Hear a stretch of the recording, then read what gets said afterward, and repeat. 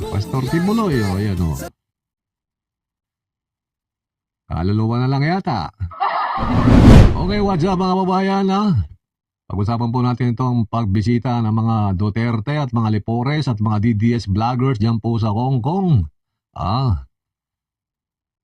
Para umarap doon sa mga KOJC members, mga alagad ni Pastor Kibuloy, mga babayan. Dito po yung nagsalita si Vice President Sara Duterte, mga kababayan. Tungkol dito sa mga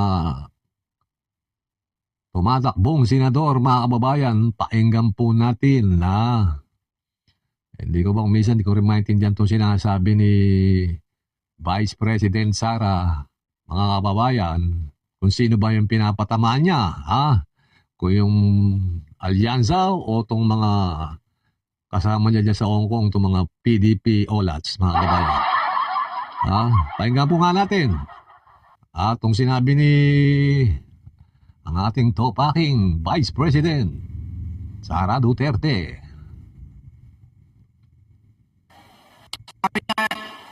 Pero dahil sabi nga ni Pastor Kibuloy, Ayun, dapat sige, lang Buloy. siguro mangyari ang mga nangyayari para makita natin. Nangyari ang dapat nangyari. Kawawa lang siguro ang mga tao, ang bayan, pero if we talk about the divine, maybe there is a reason for what is happening. So yun yun. Ngayon, pipili na naman tayo ng mga opisyal ngayong Mayo. Ano ba ang problema natin? Ang problema sa atin, ang pinipili natin ay paulit-ulit ba? Pabalik-balik lang. Mahilig tayo sa sikat. Parang si Robin Padilla. Sikat. Nag-number 1. Ayan. Mahilig tayo sa magaling kumanta, sumayaw dito sa stage. Mahilig sumayaw, kumanta. Tulad ng mga ito. Sumasayaw sila. Di ba? Ito pa si Mondo, kumakanta. Ito yung pinapatama ni VP Sara, mga kababayan. Mahilig tayo sa nagpapa-amuse, nagpapatawa. Parang tatay mo, mahilig magpatawa. Di ba? Mahilig mag-joke. Si Tatay Digong mo. Ito, si Marcoleta. Pwedeng kumanta. Nagpapatawa rin, mga kababayan. Dalawang bagay po. Yung una, tatawabay ko rito kay Marcoleta. meron po kaming kaso ni Engelbert Humperdinck. Boses ni Rosie.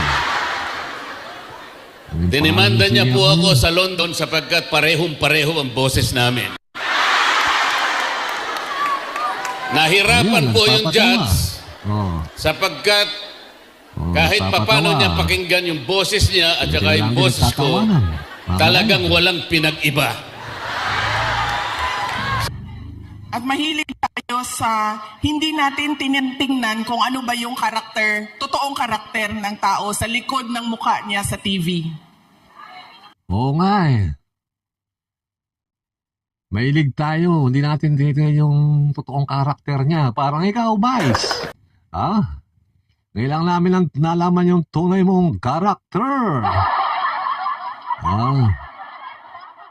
Pag nagagalit ka pala, nagbabanta ka. Pag may mga bagyo, yung binabaha yung mga kabahayan, lumulubog yung bayan, dahil sa lakas ng ulan. Nagpupunta ang Germany. Wow naman!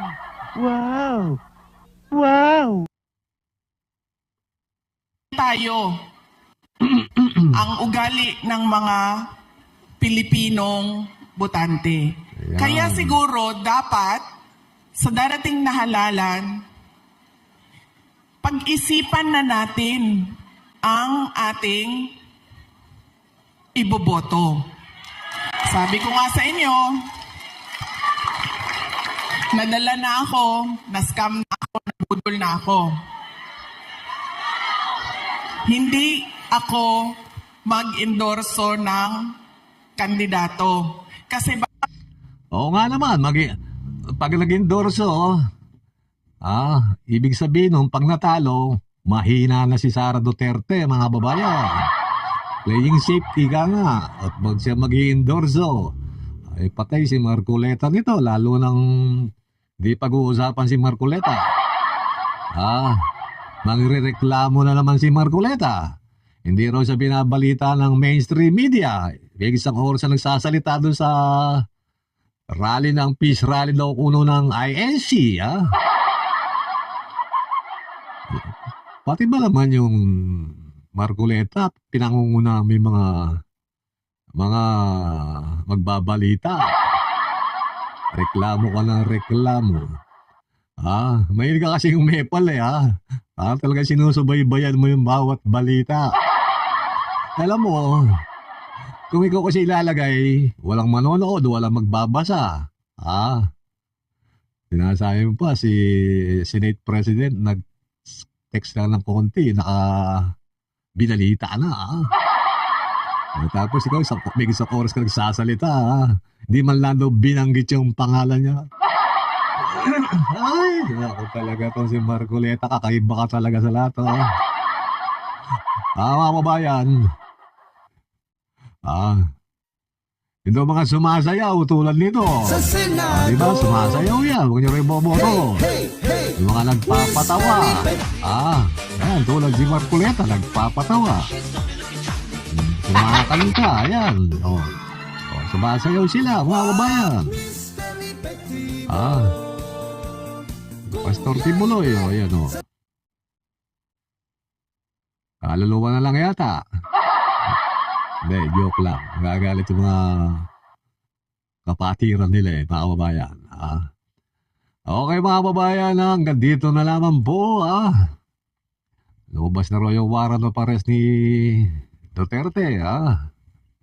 Baka totoo yung sinasabi nila. Hindi muna uuwi niyan. Diyan muna sa Hong Kong. Mag-relax muna. Ito naman si Senator Bato. Bring it on! Ayan na. Lalabas na yung warrant of arrest. Ayan, tingnan natin yung sinasabi ni Senator Bato, mga kababayan. Wala na.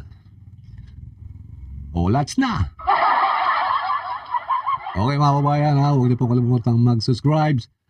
Pakipindot niyo po yung notification bell para hindi po ako nasya-shadow ban mga kababayan. Para alam niyo meron akong video. Okay, mabuhay po kayo. Mabuhay po ang Pilipinas, mga kababayan.